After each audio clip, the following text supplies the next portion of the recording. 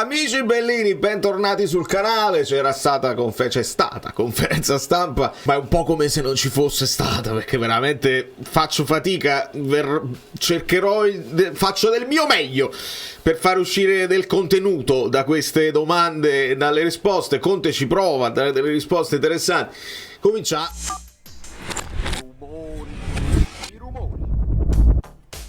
Veramente poca roba.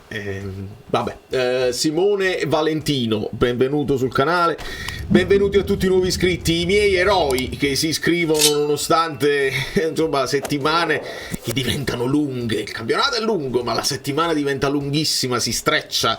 Quando non ci sono partite ci dobbiamo guardare le partite degli altri, e anche Conte si è guardato le partite degli altri perché parlerà dell'Inter. Lasciate un like perché cominciamo con il contenuto, e Conte comincia con il ricordo a Schillaci. Spostiamoci, e volevo ringraziare anche tutti voi che avete apprezzato il mio piccolo omaggio, nel mio piccolo da musicista, per ricordare Totò Schillaci, e Conte ne approfitta insomma per ricordarci il suo essere uomo del sud, insomma, che ha conosciuto e ha avuto modo di giocare con Schillaci alla Juve, e parte anche un applauso spontaneo. Poi altra domanda, la prima domanda: è un po' presto per incontrare la Juve o arriva al momento giusto? Conte può approfittare per ricordarci che insomma il mercato si è chiuso tardi e quindi le squadre sono ancora in fase di assestamento.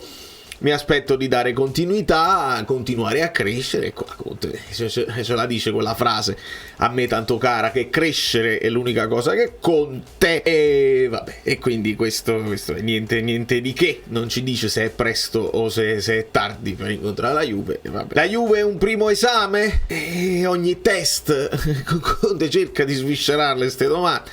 Ogni test è importante, a volte un test è un esame tattico, a volte è un esame tecnico. Per esempio con il Cagliari è stato un test anche temperamentale, perché è un ambiente difficile, lo sappiamo, e quindi anche questo sarà un test importante, perché poi tutte le partite ci portano 3 punti, sono partite da 3 punti. Che sfida è? che sfida è?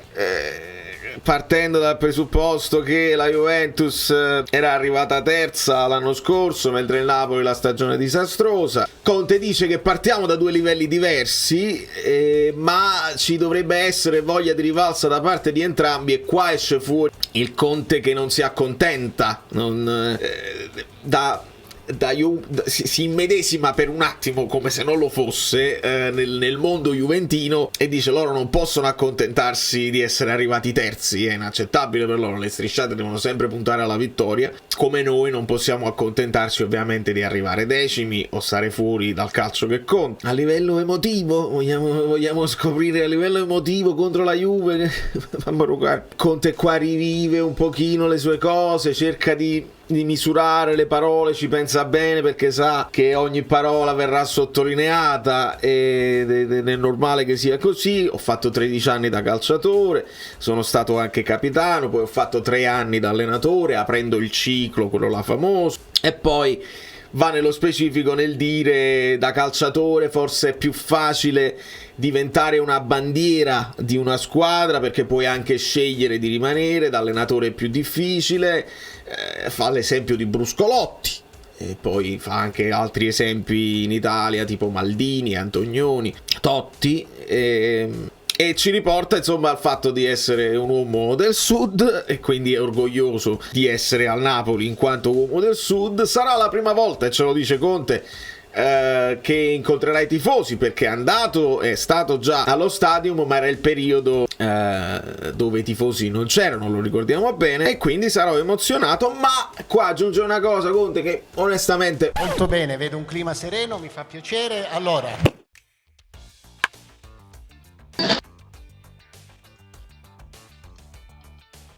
dal mio punto di vista poteva anche risparmiarsi, perché dice: sarò emozionato anche quando, cioè vuole togliere questa emozione solamente per la Juve. Dice: mi emozionerò anche quando tornerò a Napoli da avversario. Ovviamente qua ride, dice: speriamo più in là possibile, speriamo tra molti anni, tra parecchi anni.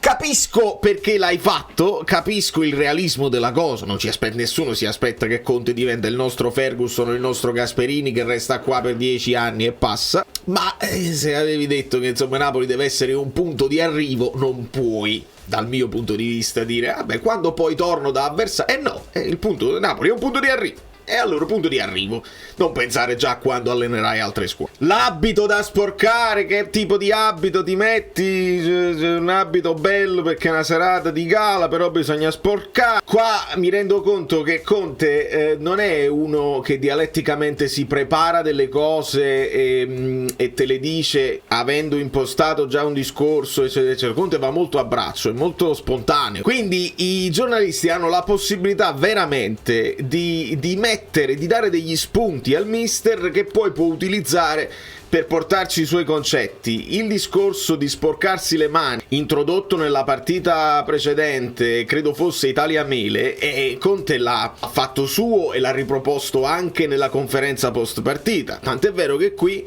lui prende questo discorso, questo paragone dell'abito e dice sì, deve essere un abito bello perché lo spettacolo è importante, ma lo dobbiamo sporcare, poi dobbiamo vestirci di nuovi abiti. Quindi avete una possibilità, cari amici giornalisti, di poter dare degli spunti.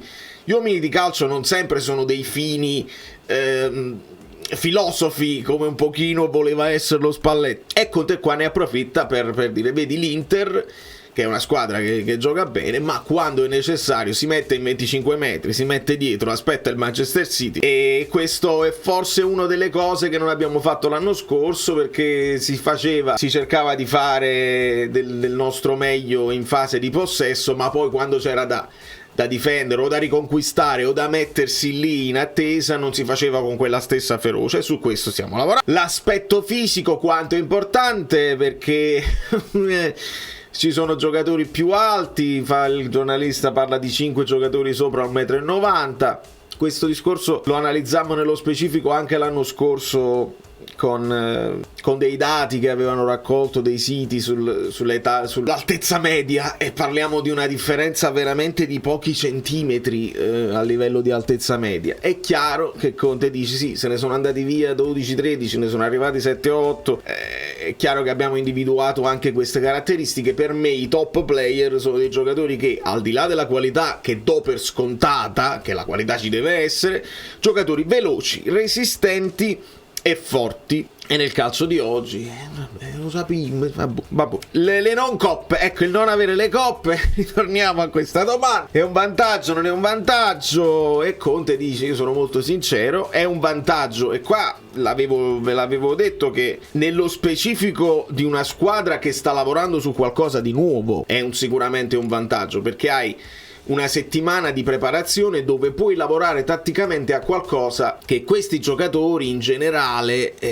hanno fatto di meno nella loro gara. E quindi questo Conte lo ammette come vantaggio, cioè abbiamo possibilità di lavorare di più. Quindi allenatore nuovo, sistema di gioco nuovo, si può lavorare su delle cose. Lo svantaggio che ti dice Conte è che hai una rosa meno forte, perché se devi fare una rosa per affrontare più competizioni, arrivi a farne 25, arrivi ad averne una rosa da 25 tutti dello stesso livello, mentre in questo caso noi ci troviamo con 16-18 da utilizzare. Quindi vedi che già esclude qualcuno dalle rotazioni mentalmente, e io aggiungo di mio che insomma le partite internazionali comunque ti fanno crescere il calciatore, che è soprattutto quello che ne ha meno in carriera. Sono partite importanti, sono partite che ti danno consapevolezza, ti abituano a un livello più alto. Se ti sei abituato a quel livello alto, poi vai a affrontare le squadre di Serie A, può essere che hai un vantaggio e ti tiene allenato. Motta ha avuto un'eredità importante, quella di Allegri, che comunque aveva fatto tanto bene, bla bla bla, è stato anche un mio calciatore, quindi sorride Conte nel pensare che gli anni passano un po' per tutti, e quindi si ritrova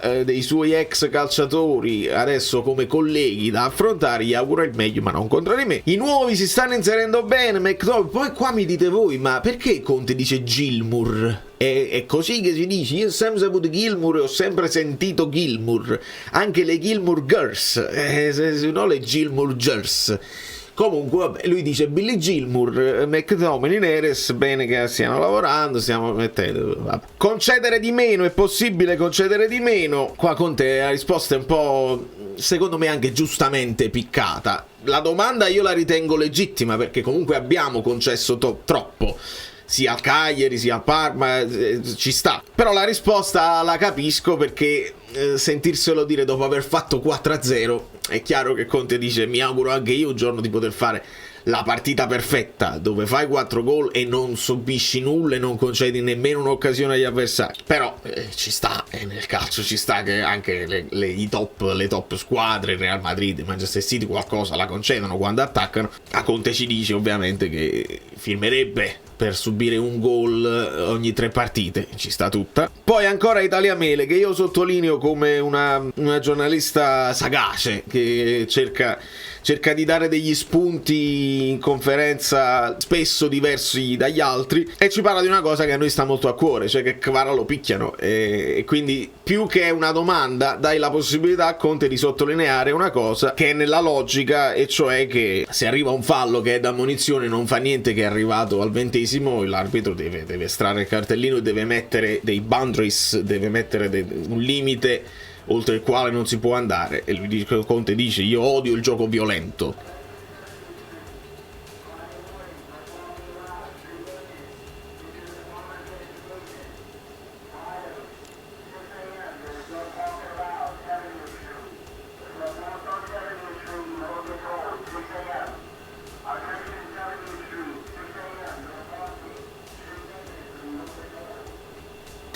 Insomma, io odio il gioco violento, non ho mai chiesto ai miei giocatori di fare i falli intimidatori preventivi, forse quando giocavo io non l'ho fatto neanche io, ma me lo chiedevano, ero tutto un po' più rustico di fare quel fallo lì, ma non è il caso, non è il caso. Schillaci, facciamolo un'altra domanda su Schillaci. Lei prima ha parlato di Schillaci, ce lo può dare un aneddoto? Vabbè. Venivo da Lecce, per me erano degli idoli, gli davo del voi, ma lui era comunque, come uomo del sud ci siamo trovati, molto umile, vabbè. Lo spirito di gruppo ritrovato, l'inserimento anche di Simeone, non c'è domanda, era l'arma vincente di 2 anni fa. Io poi vorrei sapere...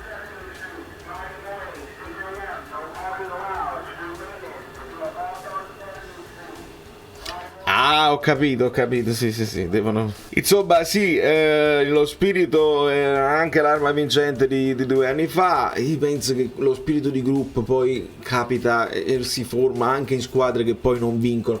È chiaro che serve, è chiaro che senza di quello è difficile fare niente nel calcio, in tutti gli sport di squadra. Mi sembra una banalità senza precedenti. Conte ribadisce che ho trovato dei ragazzi per bene, nelle cadute si lavora sullo spirito di squadra, nelle cadute si forgia di più, per esempio la sconfitta col Verona. Io poi preferisco una brutta verità rispetto a una bella bugia, guardarci negli occhi. Signori, non lo so, se questo è il massimo che si può fare, accontentiamoci, che vi devo dire, veramente non c'è altro da dire, da fare. Domani vi porterò il contenuto, insomma, mi vado a fare un po' di amichevoli. Ne voglio fare una perché è più giusto, non è che poi la rifaccio finché non vinco, e ne devo fare una a quello che succede. Qua qualcuno mi sta dicendo che c'è la possibilità, se McTominay si è comportato molto bene nell'allenamento, c'è questa possibilità qui: via Politano dentro McTominay, con Kvara più vicino a Lukaku, e un McTominay che può fare questo lavoro qua, oppure potrebbe essere un 3-5-2 mascherato, e con McTominay libero di andare avanti e indietro. Insomma, non cambia moltissimo, cambiano le caratteristiche tra Politano, che è più palleggiatore, porta più palla, McTominay porta palla, però è uno che si butta dentro anche senza palla, cosa che Politano non ha, quindi è una possibilità. Poi ci sarebbe da ragionare su Neres, che ha affrontato spesso la Juve e anche con ottimi risultati, ma ne parliamo domani, perché può essere che domani esce qualcosa di importantissimo di cui parlare, altrimenti continuiamo con la nostra programmazione. Le ho letti di commenti durante la conferenza di tifosi esausti, perché secondo me c'è la voglia di innalzare quello che è il racconto del calcio e dare qualche spunto in più anche al tifoso. Il tifoso di una volta, forza Napoli sempre e basta, dobbiamo tifare e basta, e vabbè. Il tifoso di oggi è un pochino più appassionato, vuole entrare nel profondo, e ne ho letti tantissimi di commenti, dici ma queste sono le domande, ma si poteva fare si può fare una domanda tattica? Nessuno che si sia preso la briga di dire il modulo magari di Motta se ti porta in difficoltà, il 4 Cambiaso che lavora diversamente perché fa il terzino ma te lo ritrovi a centrocampo, hai pensato di lavorare su queste cose qua, i trequartisti, perché qua io intravedo quella difficoltà che può avere il Napoli, che è una difficoltà che non è perché è la Juve, ma perché come gioca la Juve con Koopmeiners che si porta molto dietro anche per fare regia, Yildiz tra le linee, poi vediamo se giocheranno, insomma Motta è uno che è difficile da leggere subito, e quindi aspettiamoci una partita un po' più di attesa generale e vediamo chi vorrà prendere il pallino, che Motta si presenta comunque con 0 gol subiti in campionato ed è difficile far gol alla Juve. Di conseguenza io vi abbraccio, vi bacio, vi chiedo like se ne avete in tasca, tanto sono gratis, e ci rivediamo oggi, ci andiamo a vedere l'Atalanta, e perché importanti l'Atalanta diventa sempre più importante, Rossi, Sarri, poi il Milan, ne parliamo con calma, ci sarà tempo, ma come dice Conte, chi ha tempo non aspetti tempo. Da New York Valerio Fluido è tutto, vi abbraccio e vi bacio.